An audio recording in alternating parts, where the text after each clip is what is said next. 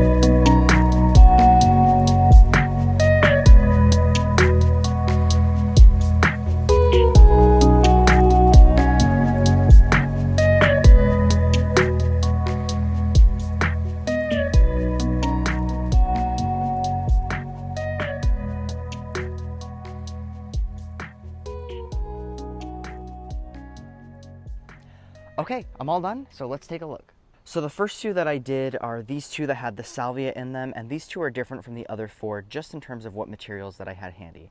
So I used the limelight hydrangeas. There's 9 of these in each container. These are winterberry holly that are growing right by that shed over there, but I just didn't want to cut too much because they still look really nice over there. So I have a bunch here, and then I have a bunch here, but they're really, really gorgeous. And then I tried my best to cut some pine that came from this pine tree, but it's already limbed up so high that I could barely reach it with the ladder. So I was able to get just a little bit of evergreen interest for the back of these 2 containers, but I think they turned out pretty nice, and I still got to get this stuff off too. Looking at these 4 containers here, they're a little bit more on the simple side, but I think simple's not bad, especially if we have 4 of the same thing. So again, same thing with the limelights, although there's 10 in here because I have 1 in the center as well. And the way I did this was 1, 2 in the back, a row of 3 here, 2 on the end and then another row of 3 in the front.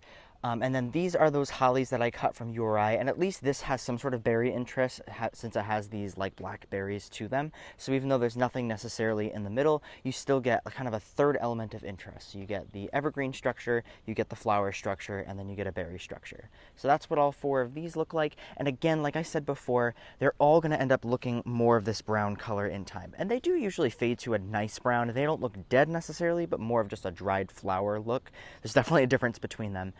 But a lot of this pink and green that you see is going to end up fading to a little bit more of that brown color. But in the end, I think that they're pretty full and look a lot better than what was here beforehand. So that was pretty much it for today's video, just a quick little project that I wanted to work on. I actually am here before my dad gets home from work, so I kind of wanted to surprise him to see what he thinks about these, but I'm hoping that he's going to like them much better than what was here beforehand. So besides that, I hope you guys like this video, and I will see you in the next one.